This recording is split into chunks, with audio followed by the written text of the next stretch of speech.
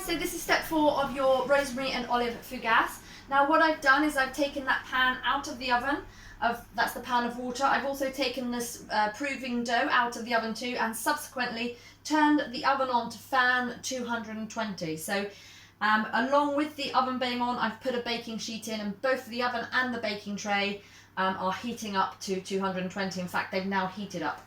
So what I'm going to do is, in the meantime, whilst I'm just going to take this dough out of here. It's proved, it's soft, it may have stuck a little bit to the top of the kitchen towel, the kitchen rock, this thing, tea cloth, that's the one. Don't go mad, don't over knead it now, you're just shaping it round a little bit, just to give it a tiny bit of tension, but you don't want to toughen that dough up, because it's really soft at the moment. You probably just want to give it a little bit of, just a tiny bit of moulding, and that will just allow it to keep a little bit of shape. There we go. Use plenty of flour now, because this is where you don't want it to stick. Now anybody with some greaseproof paper, at this point you would shape your fougasse onto the greaseproof paper. You should, as it's so soft, just be able to push it out, okay? Just push it out so it's like a nice round pizza dough. If you had greaseproof paper, you would now put it on here, but as we've just recently moved into this flat, I don't actually know which box our greaseproof paper is in, and I don't have any. So I'm literally just going to put it straight onto the baking tray as it is. But otherwise, what you would typically do is shape it on the greaseproof paper, and then it's really easy just to slide it straight on the baking tray. This is going to prove a little bit tricky because I don't have that. I'm going to use my shaper. If you don't have a shaper, just use a palette knife or a regular knife, but just don't cut through your worktop. Use the back end of the knife if you want to. Look, I'm just using the back end of the knife to cut through the dough. I'm not using the sharp end. I'm not cutting all the way through to the edges either. I'm just cutting a different shape here. So you can use a knife like I did for that central one. And then I'm going to use them, just come down and make some nice sort of petal shapes like this.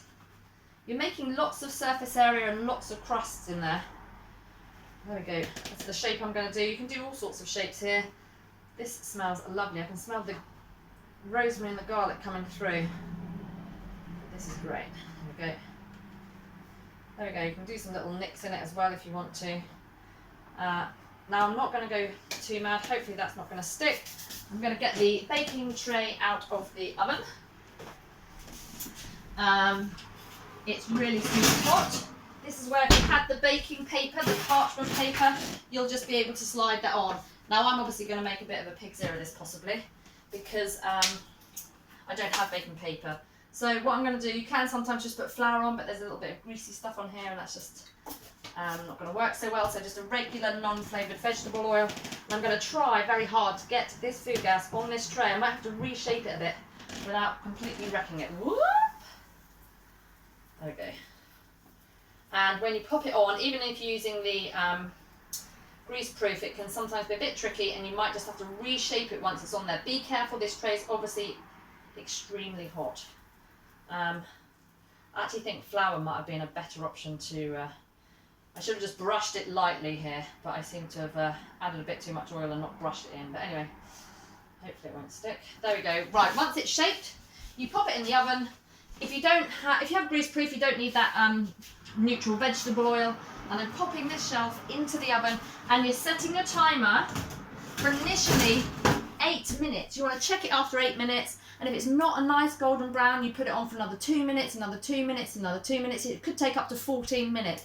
But put that timer on for initially 8 minutes, and then come back and we'll see how it is.